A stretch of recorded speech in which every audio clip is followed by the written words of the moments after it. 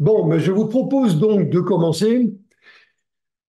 Je vous accueille aussi aujourd'hui sur le sujet très couru de la distinction que l'on doit faire entre les contenus d'Internet, globalement ce que l'on peut voir, hein, ce qu'on va appeler le clear web, hein, le web profond, hein, et puis le fameux web sombre, le darknet, dans lequel je vais essayer de vous montrer que l'on peut trouver de tout et n'importe quoi, et en particulier donc dans notre domaine du TI, tout ce qu'il faut pour mettre nos systèmes à plat. Et pour des prix d'ailleurs qui défient toute concurrence, croyez-moi. Donc c'est un sujet qui est un sujet d'autant plus intéressant, en tout cas délicat à traiter, que on n'a pas nécessairement les bons moyens pour se protéger. Mais je crois que c'est autant, enfin tout au moins pour ce qui concerne le dark web, c'est autant un problème finalement de motivation personnelle qui est la nôtre, hein, parce que nous allons dans des endroits où nous savons qu'ils sont glauques, mais c'est quand même de notre responsabilité. Et puis il y a un deuxième aspect, c'est celui, l'aspect criminel de tout ce que l'on va trouver là-dedans. On va essayer de faire le point donc sur ces sujets-là. Et donc, comme d'habitude, je vais donc partager mon écran. Alors, euh, première chose qu'on va regarder rapidement, quels sont donc les thèmes que nous allons donc analyser, hein. On va d'abord faire une distinction et donc on va distinguer ce que sont donc le dark web, le clear web et puis le deep web. Trois choses différentes. On va évoquer le mode secret parce qu'au fond, on se réfugie un peu derrière le mode secret qui équipe la plupart de nos browsers, hein, de nos navigateurs. Le problème, c'est que ce mode secret, il n'est pas secret du tout et que c'est secret pour votre machine. Mais ce n'est pas secret pour le fournisseur d'accès ou pour l'opérateur qui est de l'autre côté, ou les serveurs. Et donc ça ne va pas du tout, hein, parce que ça ne garantit pas l'anonymat. Et si j'en parle, c'est que justement, Tor, qui est un petit peu une galaxie avec une architecture de fonctionnement, mais également donc des navigateurs, hein, dont le plus célèbre qui est le Tor browser, eh bien, sont là justement pour nous garantir l'anonymat. Parce qu'Internet, même si les fournisseurs disent le contraire, il ne nous garantit pas. Alors, pourquoi est-ce qu'il y a un dark web alors qu'on a un deep web, un web profond? Bien, simplement, c'est que le web profond, c'est un mode normal, hein. On va le voir, en fait, c'est l'ensemble de nos ressources, mais auxquelles on va accéder d'une façon plus ou moins protégée par des mots de passe. Mais a priori, dans le deep web, dans le web profond, on ne mettra pas la vente de drogue, de faux médicaments, etc. Donc, bien que le deep web donc existe, ça ne suffira pas. Alors, qu'est-ce qu'on va trouver dans le dark web? Alors, je vous le dis tout de suite, hein, bouchez-vous le nez, hein, parce qu'il y a vraiment des choses là-dedans qui sont non pas désagréables, mais monstrueuses, et qui touchent d'ailleurs à la misère de certaines personnes, sur laquelle donc, profitent donc des fournisseurs absolument ignobles. Alors, qu'est-ce qu'on va trouver là-dedans? On va regarder ce que sont les dangers du dark web, parce qu'en allant sur le dark web, vous prenez des risques, et je vous le montrerai un peu plus loin que si vous n'êtes pas obligé d'y aller, je vous le dis tout de suite, je l'écris en caractère immense, n'y allez pas. La curiosité qui peut nous animer, il vaut mieux pas. Et je vous expliquerai d'ailleurs pourquoi vous prenez donc des risques en y allant. On va parler de la navigation Tor et donc la navigation Tor qui concerne en fait deux choses. D'une part, une architecture dite en oignon et puis un navigateur qui permet d'accéder aux sites du dark web qui sont tous des sites de type .oignon auxquels vous ne pouvez pas accéder par un navigateur classique ou par un moteur de recherche traditionnel. Attention, il n'y a que des points oignons, mais les points oignons ne sont compris que par certains donc navigateurs bien précis, en particulier donc le browser Tor, mais il y en a quelques autres.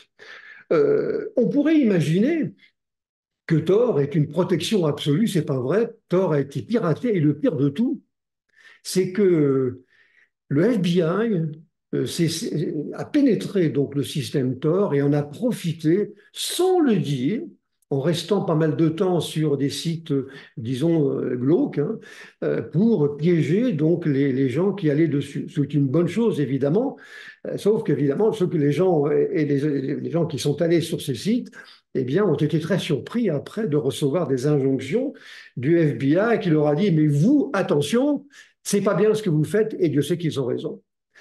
Il y a d'autres navigateurs donc, qui vous permettent d'aller donc, sur les sites Onion. Hein, donc, il n'y a pas que le browser Tor, il y en a quelques autres. Et en particulier, vous pouvez utiliser Opera, par exemple, ou Firefox. D'ailleurs, le Tor browser est fondé sur l'architecture de Firefox.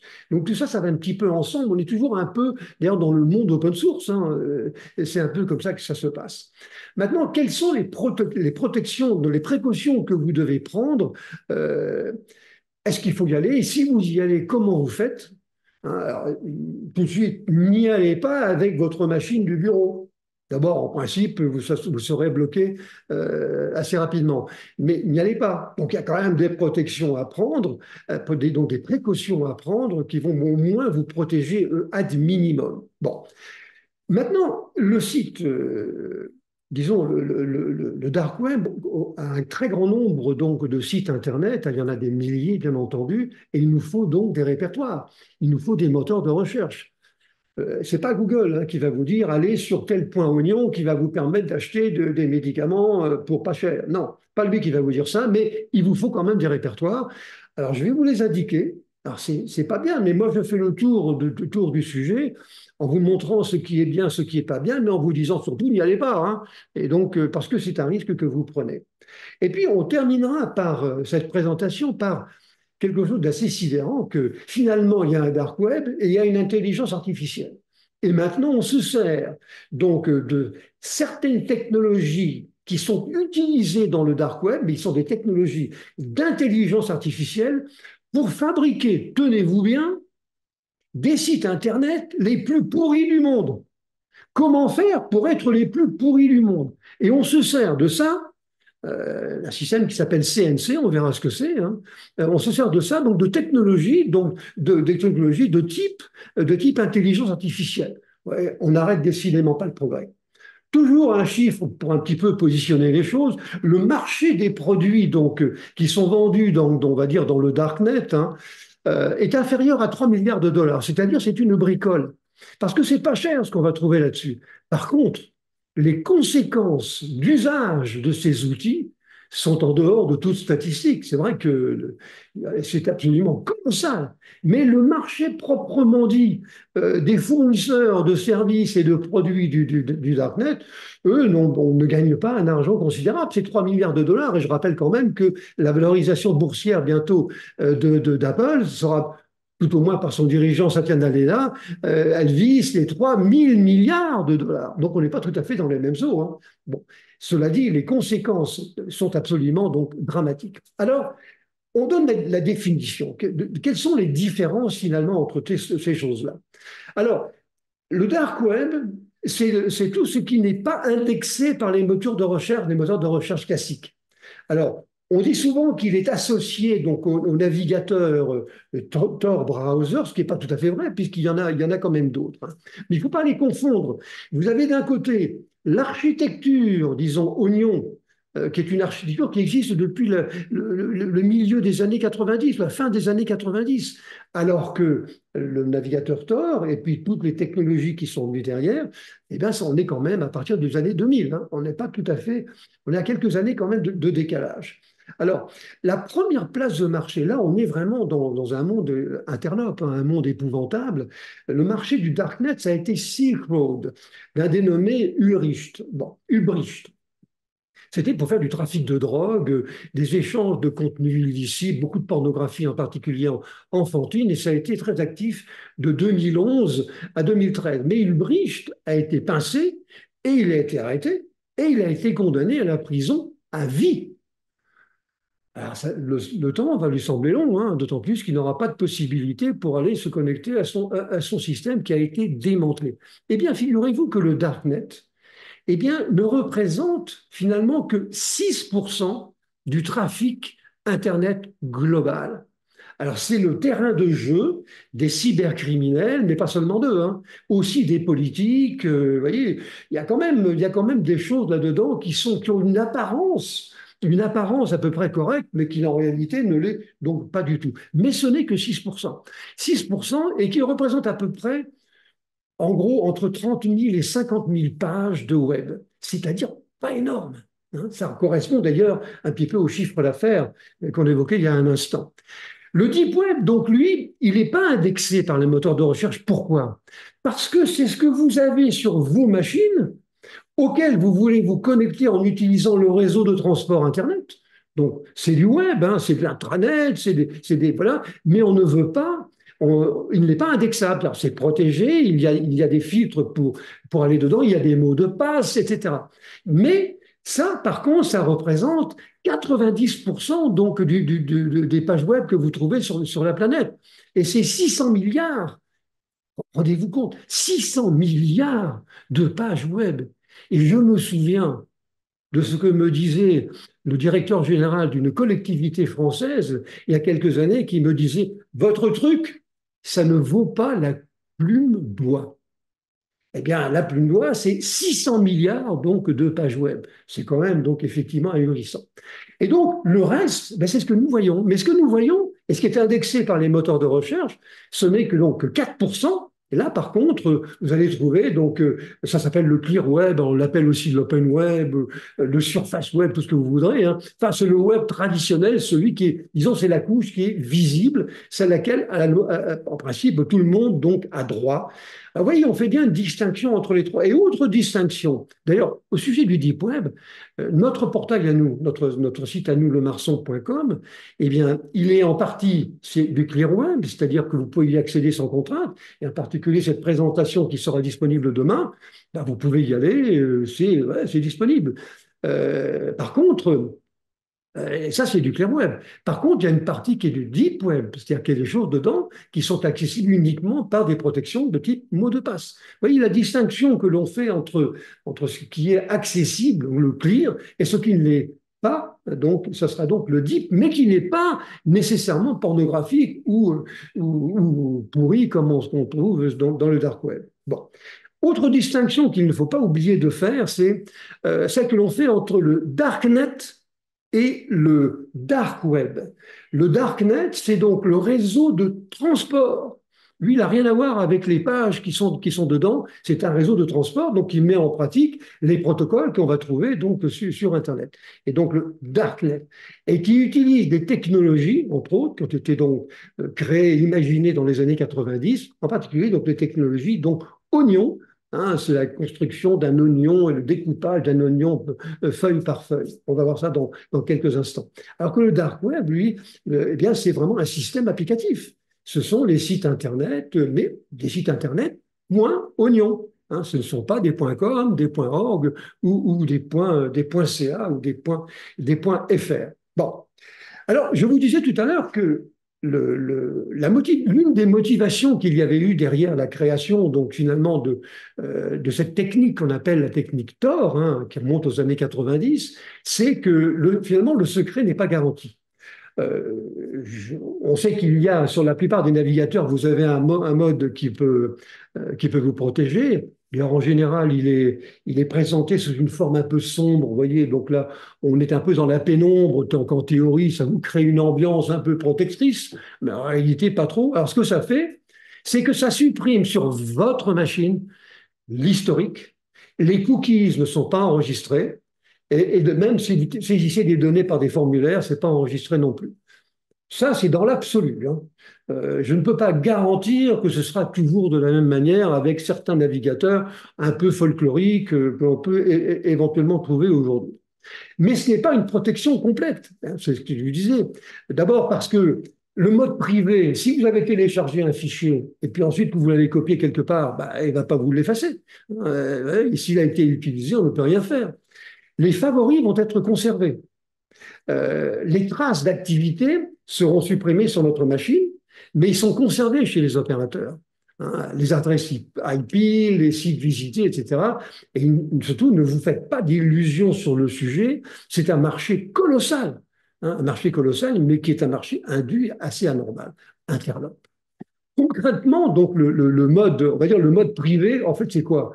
Bon, ça nous efface d'effacer manuellement l'historique de navigation, le cache et les cookies. Ça, vous êtes comme, on est tous pareils, hein. On a tous peur un peu d'effacer tout en se disant si ça se trouve, je vais effacer des choses qui sont pas bien ou qui sont utiles. Et on est un peu, on va dire, ouais, on ne sait pas trop où aller, hein. Donc voilà. Donc ça nous évite normalement la chose, hein. Alors, on verra un peu plus loin que pour vraiment garantir le secret, ça c'est une chose fondamentale dont il faut se souvenir, c'est que c'est pas Tor qui va vous le garantir, voire même d'autres tels que des I2P qui sont à mon avis un peu mieux faits, ça sera le VPN. Si vraiment vous voulez vous garantir une certaine confidentialité pour éviter que l'on vous prenne l'adresse IP et encore on peut y arriver quand même, eh bien, c'est d'utiliser un VPN, lancer un VPN à l'intérieur duquel vous allez avoir votre navigateur qui va aller vers des points oignons. Alors, regardez à quel point les prestataires ont quand même été relativement, ils sont un peu, ils exagèrent, hein. Google qui disait, mais non, la main sur le cœur, nous, mais bien entendu, on ne garde pas vos données. Pas question, nous ne sommes pas donc des criminels. Or, il y a eu un recours collectif qui a été mené, c'était en 2020, contre Google. Et Google a été condamné, il y a quelques mois maintenant, à verser une somme donc, de 5 milliards de dollars. Vous me direz, 5 milliards de dollars, ce n'est pas ce qui va les empêcher de partir en week-end, hein. Mais bon, 5 milliards de dollars, c'est quand même beaucoup. Et depuis cette injonction, on va dire, judiciaire, Google a donc publié un autre avertissement d'usage, hein, du mode privé. Mais si vous voulez, l'expérience montre qu'on peut quand même rester un tout petit peu dubitatif, hein, sur ce sujet, sur ce point-là. Bon. Alors, qu'est-ce qu'on va trouver sur le dark web? Je sens que vous êtes impatient de voir ce que vous allez pouvoir y trouver, hein. D'abord, le deep web. Je rappelle comme tout à l'heure, hein, le deep web donc n'a pas de caractère, n'a pas le caractère illégal du dark web, mais le dark web non plus. Aller dans le dark web, vous avez parfaitement le droit, sauf dans certains pays où c'est considéré à ce moment-là comme illégal et à ce moment-là vous pouvez être poursuivi. Et disons dans les pays normaux entre guillemets, au Canada, aux États-Unis, en Europe, etc. Donc on peut y aller à peu près donc sans contrainte. Alors euh, vous ne- il fonctionne, si vous voulez, en mode confidentiel grâce au mode oignon, c'est vrai. Mais il ne peut pas être utilisé pour un commerce qui serait trop ouvertement illicite. Ça, c'est le deep web. Vous voyez, donc la distinction que l'on fait avec le dark web. Ce deep web, euh, il n'y a pas, on va dire, d'activité illicite là-dedans. Alors que le dark web, lui, c'est un écosystème donc, qui est à part entière, dans lequel c'est la drogue, bien sûr, qui va être la star. On le retrouve donc assez souvent. La pornographie, bien entendu, mais j'y reviens dans un instant, et surtout enfantine, donc adossée à la pédophilie, ce qui est absolument ignoble, hein, mais on peut trouver d'autres choses, des faux papiers, etc. Regardez bien, je vous ai fait un schéma ici, avec bon, d'abord des places de marché, hein, vous allez trouver des places de marché, je vais vous en indiquer quelques-unes sur lesquelles il ne faut pas aller, hein. Quelques places de marché dans lesquelles vous allez trouver quatre catégories donc, de choses. D'abord des échanges et des lieux, hein, des forums privés. Vous allez trouver donc des moteurs dédiés. Parce que si vous voulez vous connecter, bah, il faudra bien récupérer ça. Des lieux d'échange, voilà, des messageries instantanées, donc dédiées à ce mode de communication. Vous allez trouver également des infrastructures techniques, hein, des réseaux anonymes tels que Tor, de l'hébergement anonyme, c'est-à-dire que vous voulez installer des serveurs, mais vous voulez surtout qui vendent de la drogue, mais vous voulez surtout rester anonyme. Donc vous avez de l'hébergement qui vous est proposé moyennant dollars ou euros, et ça se passe très bien. On vous propose également des proxys anonymes et également des VPN, hein. Bon, il vaut mieux utiliser peut-être d'autres solutions que celle-là. En termes de services, ben, si vous êtes vraiment très motivé, vous pouvez lancer des spams.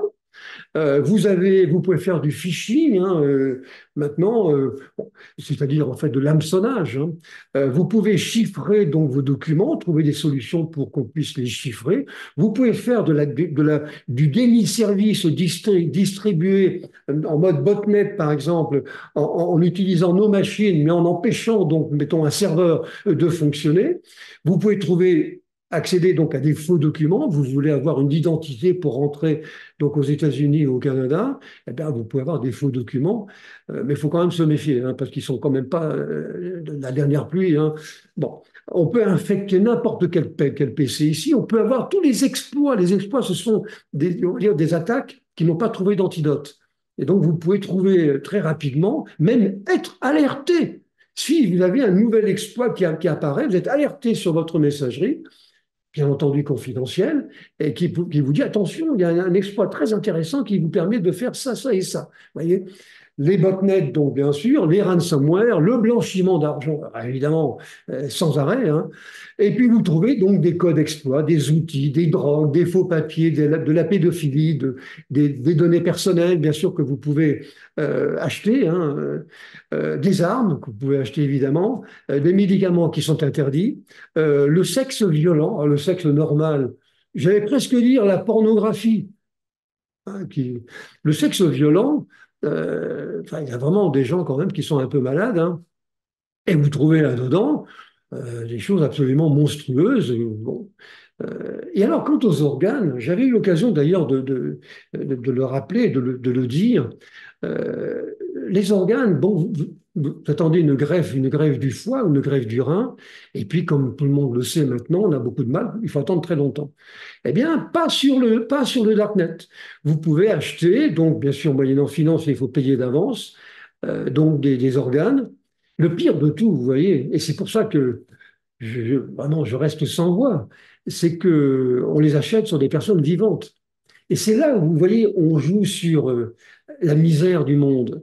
C'est-à-dire qu'il y a des personnes qui n'ont pas d'autre possibilité que de vendre leur corps, mais cette fois-ci leur corps physique, véritablement, pour arriver à survivre. Eh bien, le dark web, c'est ça. C'est aussi l'usage et des places de marché qui vont vous permettre d'acheter des choses comme ça. Et je terminerai sur ce point parce que ça me donne la nausée, c'est que, eh bien, certains de ces organes sont sur des enfants. Comment est-ce qu'on peut être assez criminel et assez malade dans son cerveau pour arriver à faire ça? C'est quelque chose qui me sidère. Alors, le dark web, c'est aussi ça. Hein. C'est pour ça qu'il faut quand même savoir, hein, savoir un petit peu à quoi on a affaire et ne pas jouer les vierges effarouchées quand on va là-dessus, parce que c'est quelque chose quand même de très inquiétant. Alors, les dangers maintenant. Si vraiment vous voulez y aller sur le dark web en utilisant le Tor browser ou un autre, hein, ou une version donc adaptée donc de Firefox ou d'Opera, vous voulez y aller, mais vous allez prendre des risques. Alors, je vais vous dire quels sont ces risques-là. Naviguer, je vous l'ai dit, naviguer sur le darknet, c'est pas ça qui est illégal. Hein. C'est la même chose qu'utiliser le navigateur Tor, hein, c'est pas illégal. Le même que cliquer sur un site qui appartiendra donc au dark web, ben, ce n'est pas quelque chose de répréhensible et vous ne pouvez pas être condamné pour ça. Tout dépend de l'usage qui va en être. Enfin, quand je dis ne peut pas être condamné pour ça, ça dépend quand même des pays. Les Chinois, il n'y a pas très longtemps, se sont quand même manifestés, ont fait quand même preuve de beaucoup d'imagination pour condamner un certain nombre de personnes qui avaient été visitées. Et donc, ça dépend quand même des pays, tout ça. Mais bien entendu, tout dépend de l'usage qui va en être fait. Si vous achetez de la drogue et que vous la revendez, vous êtes un criminel. Hein, même si vous avez le droit d'aller sur le site, la place de marché qui vend de la drogue. Hein. Alors maintenant, il y a des choses qui sont plus, on va dire, plus subtiles dans le danger que vous courez. D'abord parce que vous trouvez beaucoup de malware hein, sur ces sites .oignon. Et ils sont, par exemple, quand vous voulez, mettons, trouver des anti-malware, eh bien c'est souvent sur ces anti-malware, en vous connectant, que vous récupérez donc justement les malwares que vous voulez donc combattre. Alors ensuite, les hackers hein, exercent aujourd'hui une surveillance par robot qui est extrêmement performante. et donc sont avertis pratiquement en temps réel de toutes les intrusions qui se font sur le net, donc sur le dark net, hein, et pour trouver des opportunités donc intéressantes. Et ça, c'est surtout intéressant. Pourquoi? Parce qu'on va voir que Tor est un système donc d'anonymisation donc des communications.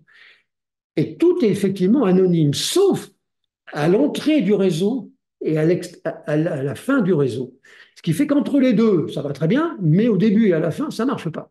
Ce qui fait que si un hacker, un criminel peut être averti de ce que quelqu'un s'est connecté en utilisant le Tor, l'architecture Tor, eh bien, il pourra donc, moyennant donc quand même un petit peu d'intelligence, récupérer donc l'adresse IP de l'émetteur et puis l'adresse IP du serveur ou du serveur auquel il va se connecter. Bon, alors le risque est grand, hein, donc je pense que nos données d'identification peuvent être piratées sans aucune difficulté, même en utilisant Tor, qui justement est fait pour faire de l'anonymisation.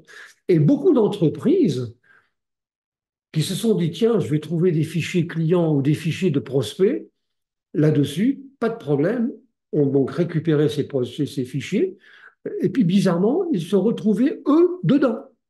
Alors évidemment, ils étaient très surpris de se voir dedans, puisqu'ils disaient qu'ils s'étaient protégés et ils n'avaient rien vendu. Mais c'est la réalité, c'est-à-dire qu'en fait, nos données d'identification sont assez souvent piratées par ce dark web, hein, et donc beaucoup d'entreprises ont été étonnées pour ça. Alors, de plus, Tor, c'est un petit peu le diable, hein, et donc il est surveillé par beaucoup d'États. Et donc, vous avez un risque en utilisant donc le Tor browser, par exemple, avec une simple visite, d'être on va dire, qu'on vous le renvoie, le retourne, si un jour vous avez un problème avec le gouvernement et l'administration. On va vous renvoyer ça comme un boomerang. Donc, voyez, donc, et Silk Road, d'ailleurs, ça a été le cas, hein, et tous les visiteurs et les clients ont été répertoriés par les autorités judiciaires. Hein. Alors, évidemment, ça c'était. Alors, dans certains pays, le fait de chercher à découvrir des idéologies nouvelles peut constituer donc un délit et entraîner une peine de prison. Comme vous trouvez sur le dark web, un petit peu comme sur les messageries très protégées, hein, eh bien, comme en principe, tout est, au moins sur la partie centrale, tout est anonyme, eh bien,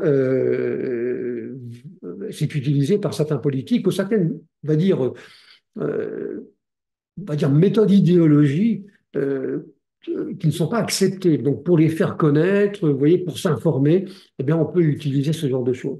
Mais ça peut aussi entraîner une peine de prison. Et on a beaucoup parlé du pare-feu chinois, hein, le grand pare-feu chinois, qui est en fait une organisation de censure. Et dès que vous arrivez sur un site internet .oignon, même si c'est pour regarder le Mein Kampf ou je sais pas, n'importe quel livre, vous voyez, eh bien, vous êtes répertorié et vous êtes condamné. Mais il faut dire, on est en Chine. Hein.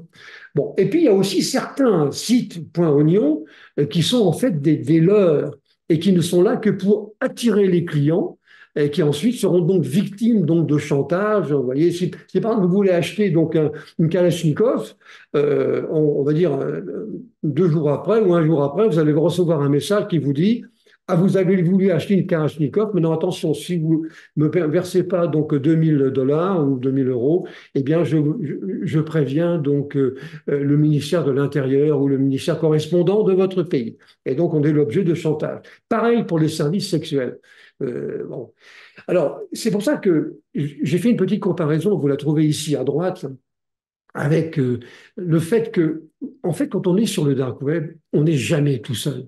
Contrairement à ce que l'on croit, on croit être anonyme et puis cheminer tout doucement et tranquillement là-dedans. C'est pas vrai.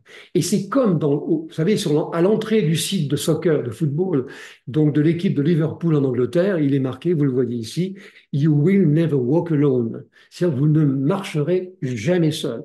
Eh bien, ce qui est applicable pour, on va dire, on va dire des supporters de sportifs, eh bien, il est tout à fait applicable pour les gens qui vont donc dans le dark web. Moralité, je vous l'avais dit tout à l'heure, si on n'est pas obligé, eh bien, surtout, vous n'y allez pas, vous n'allez vous attirer que des ennuis. Alors, sur ce schéma, Vous avez ici pratiquement toute la substantifique moelle de tout ce qu'il faut trouver, parce qu'il y a peut-être des personnes parmi vous, après tout, j'imagine très bien que on peut avoir besoin de savoir ce qu'il y a là-dedans pour son entreprise.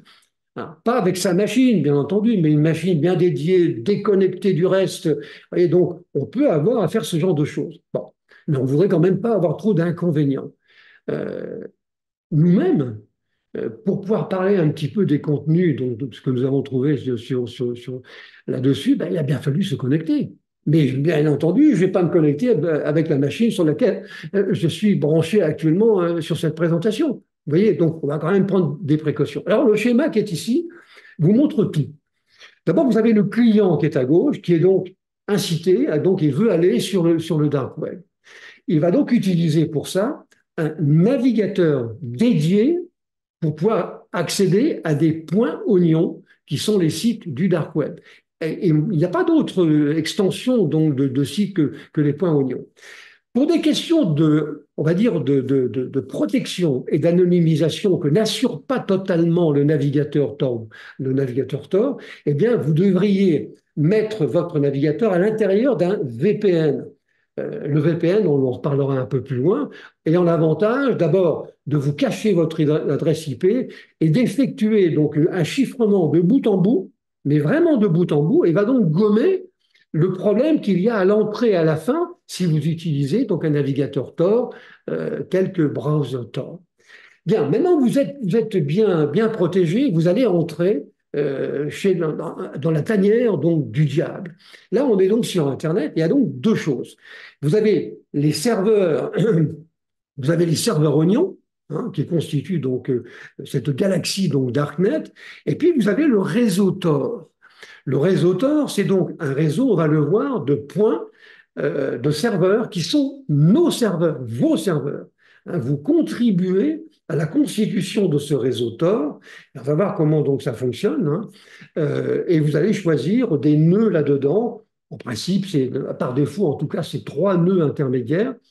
Mais vous pouvez en mettre que 2, voire en ajouter, sachant que le problème, si vous les ajoutez, c'est que le temps d'exécution va être beaucoup trop long et ça va vous sembler vraiment très, très pénible. Bon.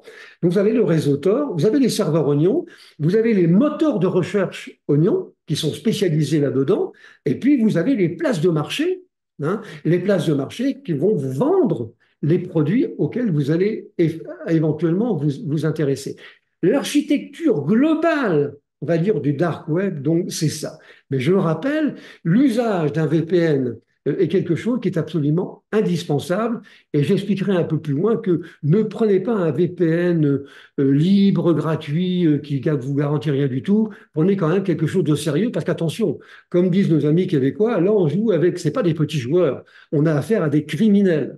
Et c'est vraiment des criminels dans le sens du mot. Donc, il ne faut pas y aller avec, vous voyez, une fronde ou un arc. Non, non, on y va avec un bazooka et on y va avec une kalachnikov. Bon. Alors, je vous dis, donc, vous entrez donc dans l'organisation Tor. Je vous ai dit qu'il fallait faire la distinction entre le réseau Tor et puis, on va dire, les navigateurs, hein, les navigateurs Tor.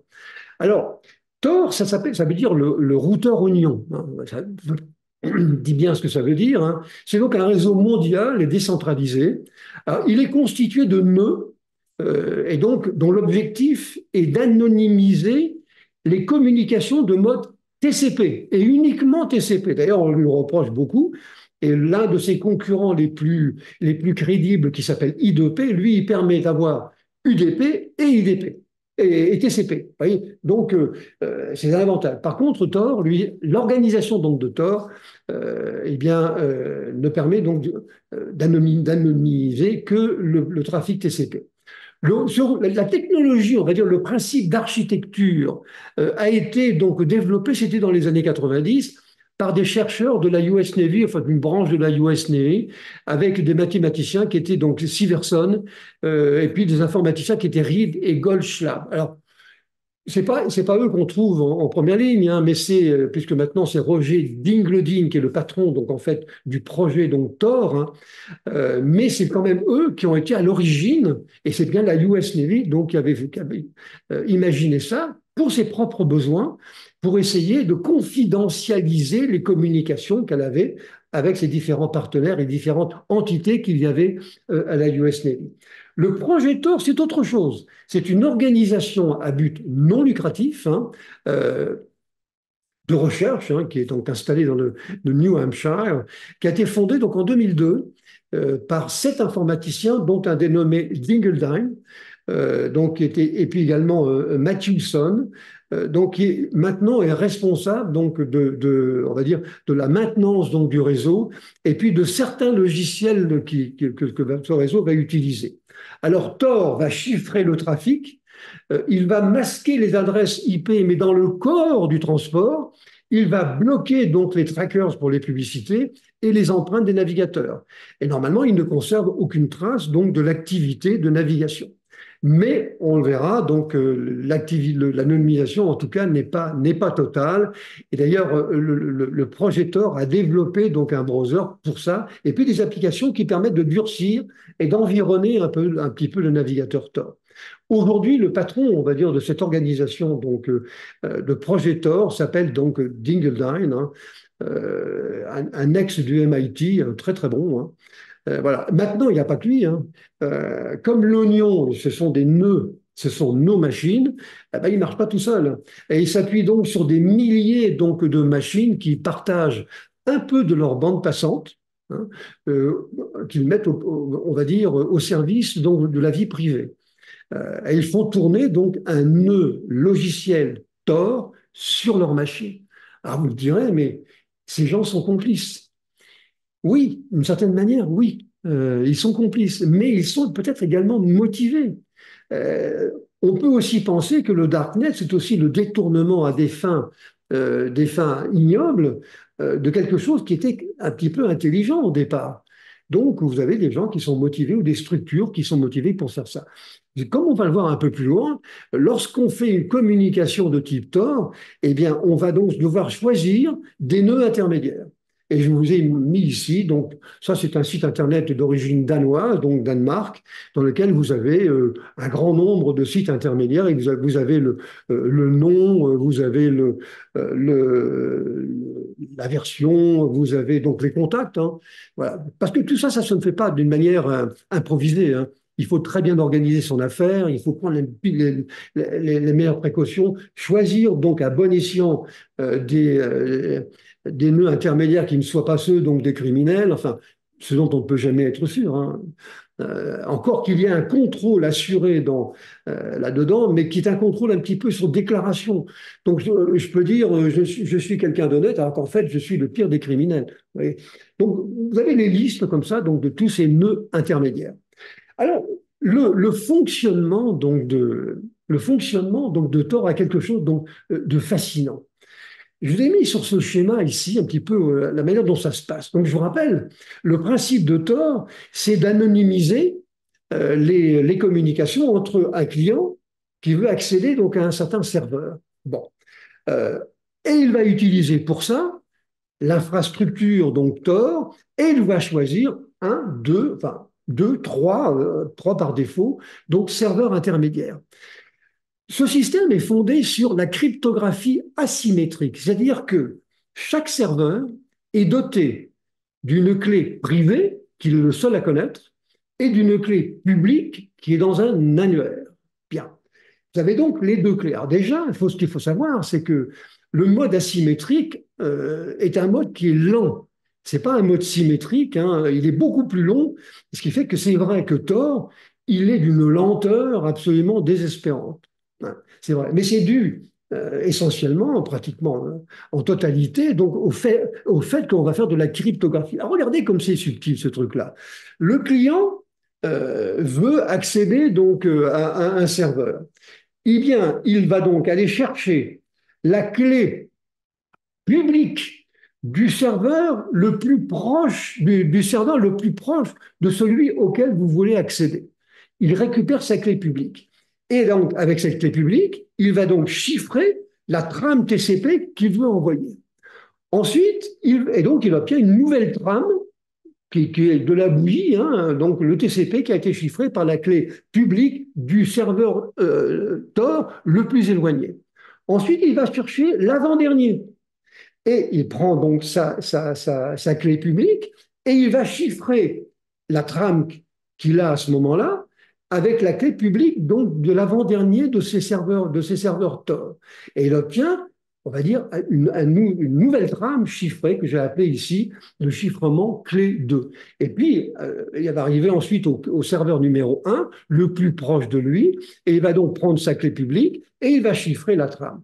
Résultat, le client va a donc une trame qui est le résultat du triple chiffrement avec les trois clés publiques des serveurs intermédiaires. Or, l'objectif de Tor, c'est d'envoyer sur le réseau une communication TCP, mais en mode anonyme.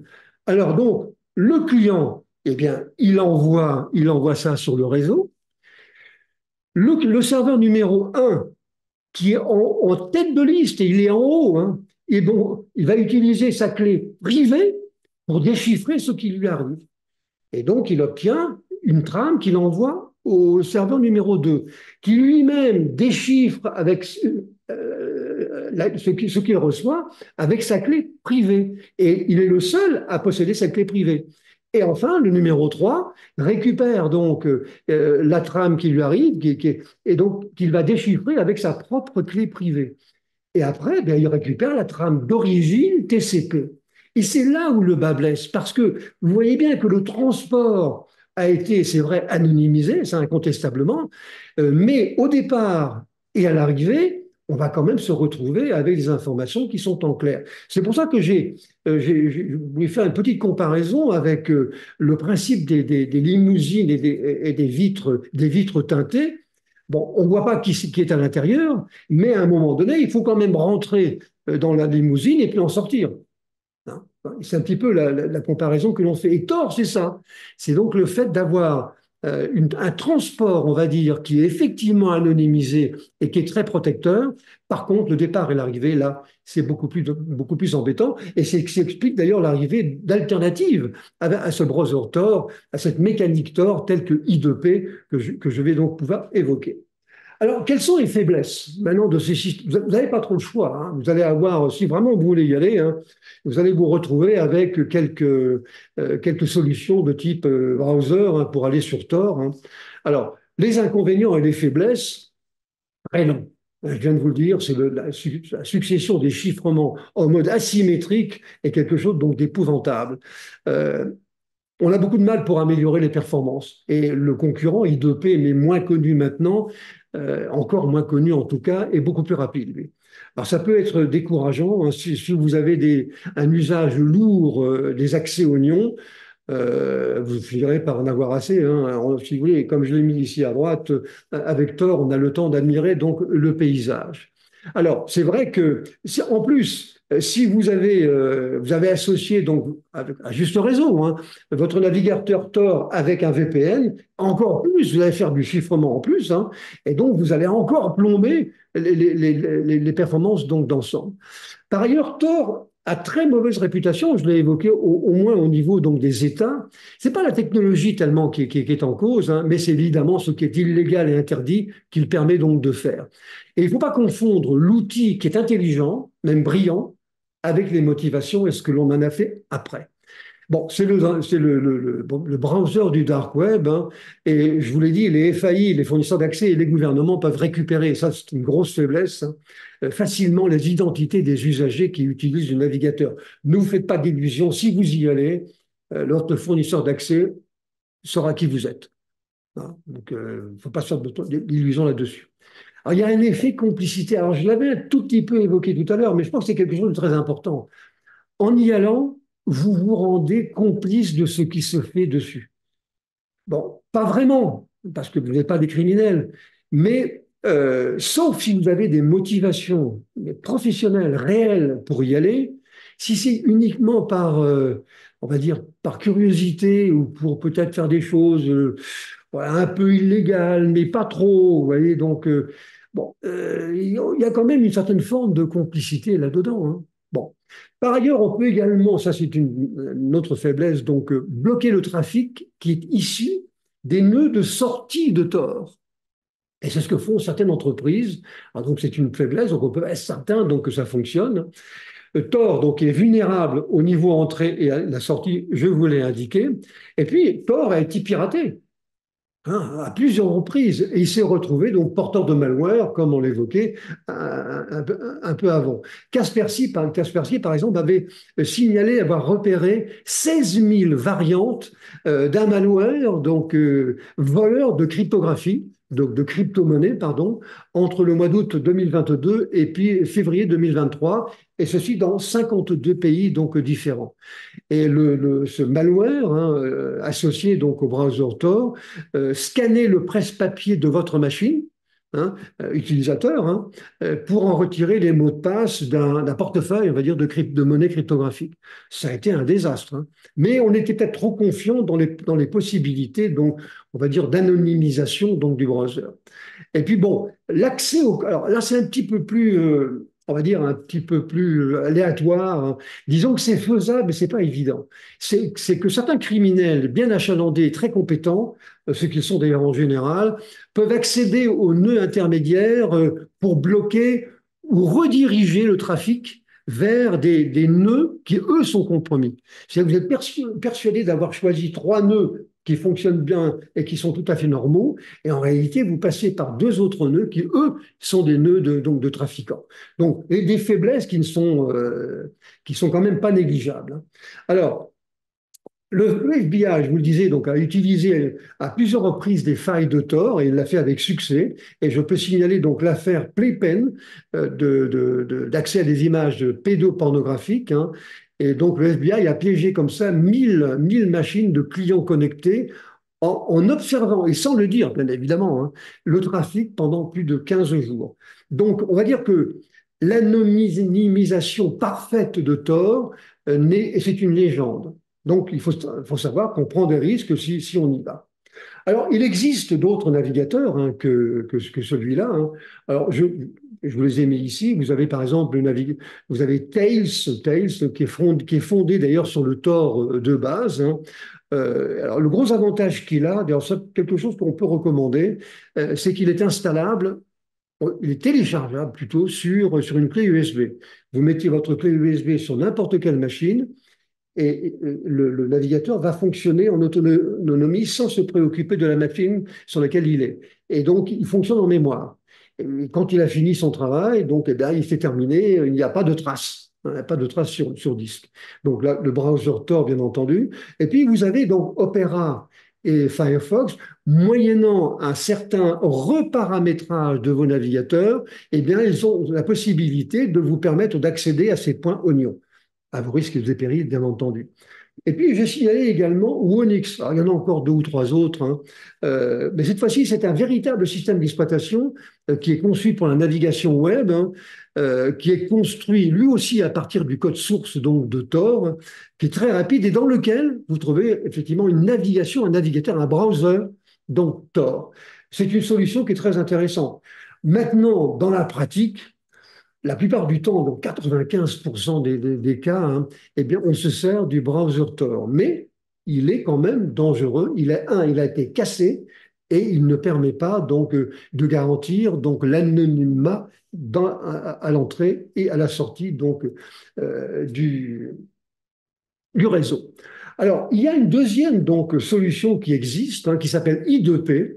I2P, donc, qui est une alternative, on va dire, à Tor, avec un certain nombre de différences. Alors, c'est très intéressant, hein. Si vous êtes vraiment, vous voulez regarder ça de plus près, vous devez regarder cette solution I2P. Vous faites du chiffrement de bout en bout, un petit peu de la même manière, mais en plus, vous protégez les points terminaux, ce que ne fait pas Tor lui-même.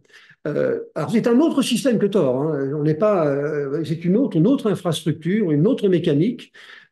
Alors, il est unidirectionnel, c'est-à-dire qu'en fait, les entrées et les sorties, contrairement à Tor, et donc, pratique donc des chemins qui sont différents.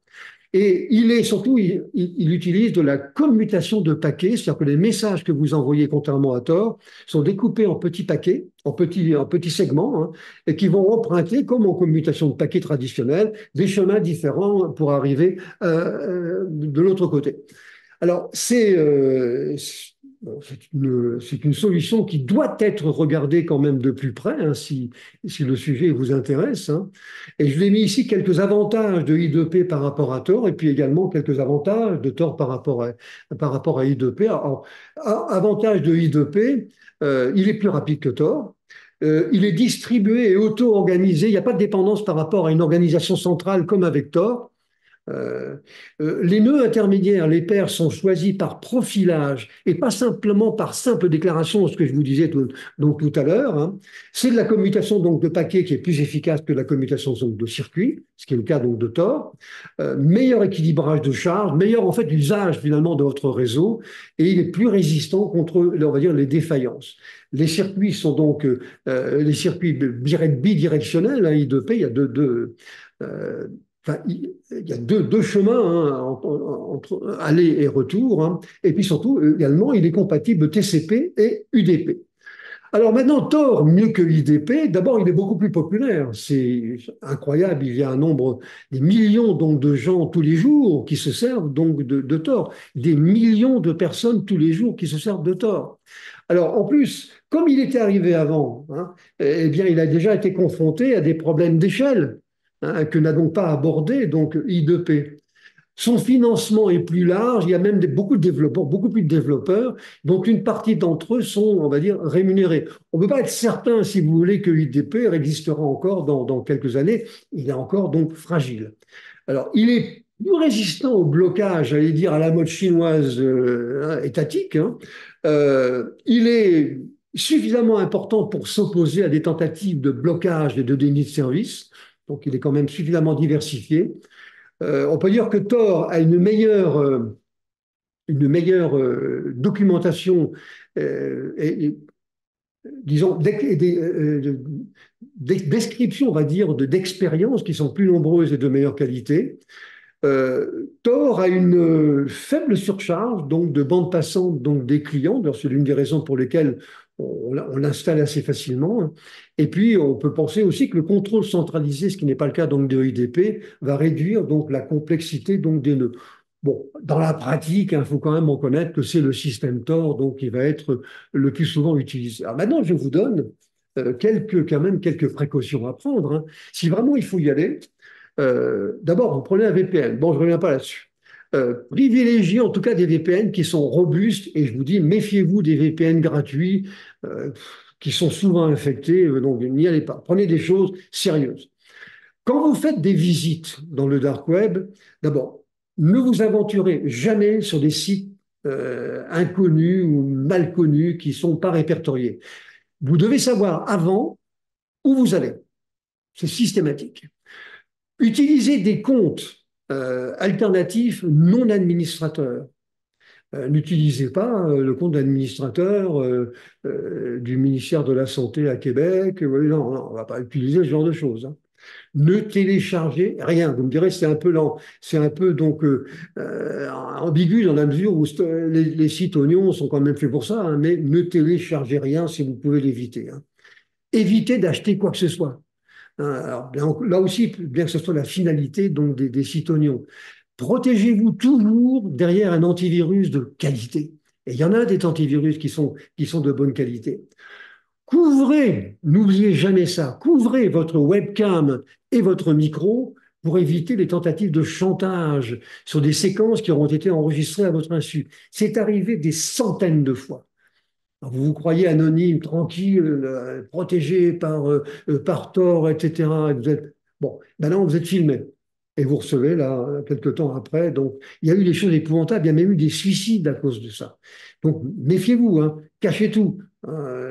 Mettez un sparadrap sur votre caméra et puis le micro, pareil, hein, vous l'arrêtez. Bon, pas de micro. Bon. Dans la mesure du possible, utilisez toujours une autre machine pour donc ouvrir des activités de navigation Darknet, pas votre machine d'usage courant, parce que Darknet va vous la pourrir, votre machine. Et donc, ça ne marchera pas. Soyez encore plus vigilant que dans l'exploitation courante, parce que là, vous êtes avec des criminels, et ce ne sont pas des plaisantins. Ne lésinez pas sur les protections. D'ailleurs, c'est pour ça que j'ai mis ce chevalier sur la droite, hein. Et ne vous comptez pas de solutions d'accroche gratuites. Faites preuve d'intuition et soyez même paranoïaque. Et dites-vous que si vous allez sur le darknet, il ne faut pas vous demander si vous allez être attaqué après, mais quand vous allez être attaqué. Nous avons, nous, expérimenté ce genre de choses. Heureusement, on avait pris toutes les précautions qu'il fallait. Mais méfiez-vous, hein, c'est quand même, encore une fois, quelque chose de très, très sensible. Alors, un peu pour terminer sur notre présentation, hein, je vous ai donc mis quelques solutions de moteurs de recherche du dark web. Alors, vous pourrez les retrouver ici. Je vous rappelle que l'ensemble de cette présentation est disponible demain, mais également le PDF de tout ça. Donc, vous avez Haystack, vous avez Darkfall, vous avez Facebook Onion, vous avez... Alors, ça dépend des systèmes, hein. Vous avez donc, ce sont des moteurs de recherche, cette fois-ci, ce ne sont pas des navigateurs, hein. ProPublica, d'ailleurs, qui a eu le prix Pulitzer, hein, qui est l'un des meilleurs sites pour accéder à des fonds journalistiques libres et non censurés. On peut effectivement contester le contenu, mais c'est le prix à payer pour avoir une information qui est libre. ProPublica, très intéressant. Bon, ben, il est sur le dark web. Vous avez vous avez le Hidden Wiki, le lien oignon de la CIA. C'est amusant d'ailleurs. La CIA qui vous propose un lien oignon pour accéder à un certain nombre de documents qui sont classifiés, hein. Vous avez AMIA, vous avez alors Torch, c'est le plus connu et le plus utilisé, c'est le plus populaire, mais c'est également l'un des plus anciens. Il est très rapide à l'affichage pour les sites oignons. Mais malheureusement, il n'effectue pas de filtrage pour nous avertir de la dangerosité potentielle de certains sites sur lesquels on est. C'est quand même une condition nécessaire, hein, ça. Être averti. Attention, là où vous allez, c'est quelque chose de dangereux. Ça, Torch a beau être le plus connu et le plus utilisé et le plus populaire, il ne nous avertit pas. Vous avez DuckDuckGo, vous avez Archive, donc Today, etc. Bon, vous en avez quand même un certain nombre et vous pouvez en regarder donc certains si vous voulez vous intéresser au sujet. Je vous ai mis également ici quelques places de marché. Alors, les places de marché, il y en a beaucoup, hein, donc j'en ai mis quelques-unes, paraît les plus significatives, hein.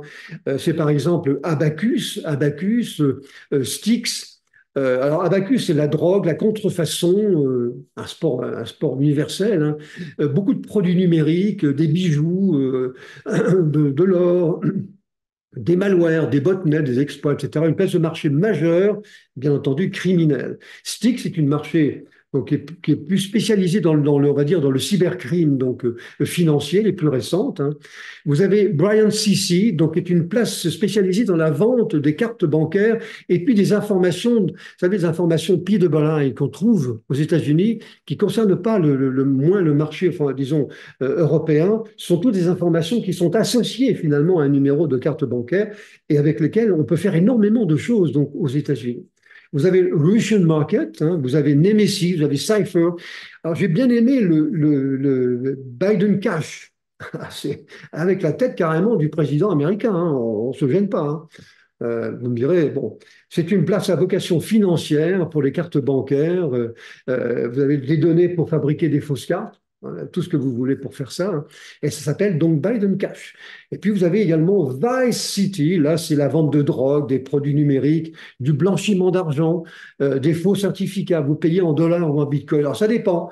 Des fois, c'est uniquement en bitcoin, et puis des fois, vous payez en dollars. Ouais, ça dépend. Donc, alors, quelques places de marché, ça vous évitera donc de chercher et surtout d'être piraté, d'avoir des ennuis par la suite. Alors, quelques statistiques quand même significatives. Il y a donc eu, alors que c'est quand même intéressant, 2,5 millions de visiteurs tous les jours en 2023 sur le dark web et 2,7 millions par jour, donc en avril 2024. Aujourd'hui, c'est l'Allemagne qui a le taux d'utilisateurs le plus élevé. 57% des opérations donc, du dark web sont illégales. Donc ça montre bien qu'il y en a quelques-unes qui sont parfaitement légales, hein, en particulier celles qui touchent à l'information et au journalisme. Les actions, on va dire les plus rentables aujourd'hui, statistiquement, concernent aujourd'hui les comptes cryptographiques, les transactions bancaires en ligne et puis la gestion des portefeuilles donc cryptographiques, de monnaie cryptographique. En avril 2023, pour vous montrer que tout ça, c'est pas cher finalement, un cybercriminel pouvait acheter donc les détails d'une carte de crédit avec dessus une balance positive de 5 000 $ pour 110 $. Oui, donc intéressant, hein. Vous avez tout ce qu'il fallait pour pouvoir vider ce compte, tout au moins faire du phishing et du ransomware, mais ça ne vous coûte que 110 dollars. Le même cybercriminel peut acheter 1000 points d'ancrage de type botnet donc dans nos machines pour 1800 dollars, avec 1000 points d'ancrage. Imaginez ce que vous pouvez faire en saturation de sites, de portails. Enfin, c'est épouvantable. Et ça vous coûte moins de 2000 dollars. Alors, il y aurait, paraît-il, quelque chose comme 10 000 sites actifs aujourd'hui, donc sur le dark web. Il faut les compter. Je ne sais pas comment il a fait, hein. En tout cas, d'après donc le consultant Ricord et Fisher. Et alors, ce qu'on peut en sortir, en tout cas, de ces statistiques, hein, c'est que le verre est dans le fruit. Mais j'ajouterais qu'à mon avis, il y a plus de verre que de fruits, hein, à mon sens, hein. Et une autre statistique que j'ai trouvée amusante, c'est que 87% donc des pratiquants du dark web sont des hommes. Enfin, tout au moins, sont identifiés comme des hommes, contre 9% qui sont identifiés comme des femmes. Alors, il y a quelques-uns, donc on ne sait pas trop ce que c'est, hein, mais c'est l'identification. Mais ça montre quand même une chose, que ça, c'est un sport plus masculin que féminin. Et d'ailleurs, qui est tout à l'honneur donc de la gente féminine. Et je trouve ça excellent. Mais voilà, ça nous donne un petit peu une idée, un petit peu une tendance. Et alors, pour finir, si vous me donnez encore 1 ou 2 minutes, je vous ai dit qu'aujourd'hui, eh bien, on se sert donc de l'intelligence artificielle pour faire des sites de plus en plus pourris. On utilise une technologie qui s'appelle le CRT. Donc, le CRT, ça sert à quoi? Eh bien, c'est une technique qui met en scène deux personnages, enfin deux personnages ou deux structures, une red team, celle qui va essayer de comprendre, et puis vous avez la cible. Et donc, la Red Team va utiliser l'intelligence artificielle pour essayer de générer des prompts, vous savez, les fameux prompts en intelligence artificielle, qui vont enfin, qui vont demander des choses à la cible. Et de manière à piéger les réponses qui seraient des réponses soit illégales, soit dangereuses. Et donc, c'est une très bonne chose. Cette technique CRT est utilisable comme ça et donc permet de mettre en évidence, on va dire, des LLM, vous savez, les fameux modèles, les modèles de langage, les grands modèles de langage, et donc des intelligences qui peuvent être, sans le savoir forcément, être illégales ou dangereuses. Ça, c'est une technique qui est très utilisée. Tout le monde le fait aujourd'hui, hein, tous les grands donc, de la planète donc, le font, en particulier Meta avec son système donc, de LLM qu'on appelle LLAMA. Eh bien, maintenant, on se sert de ça pour non pas détecter donc les réponses de LLM les plus dangereuses, hein, mais pour fabriquer, pour personnaliser, vous voyez, pour organiser donc un LLM ou un site de manière à ce qu'il réponde à un LLM de la manière la plus dangereuse possible. Donc, on va privilégier le fait d'envoyer donc des réponses dangereuses. C'est l'inverse. Je trouve ça complètement aberrant, hein. Alors, vous avez des tas d'outils qui existent maintenant, par exemple WormGPT, vous avez FraudGPT, voilà, et donc l'intelligence artificielle à notre service, et plus précisément une technique que l'on appelle donc la technique de machine learning, donc d'apprentissage automatique, dite de renforcement par renforcement. C'est pas l'objet de notre présentation d'aujourd'hui, mais on pourrait expliquer en détail donc de quoi il s'agit. Donc vous voyez, on se sert donc de l'intelligence artificielle pour fabriquer des LLM, donc des systèmes, mais qui soient les plus dangereux et les plus pourris possibles. Bravo, donc je trouve ça quand même navrant, mais c'est comme ça. Voilà ce que je voulais vous dire, et vous trouvez comme d'habitude ici le 17 mai, je vous convie à quelque chose qui, je suis persuadé, va vous passionner. Passionné, c'est donc les fameux consensus. Alors, un consensus, c'est quoi?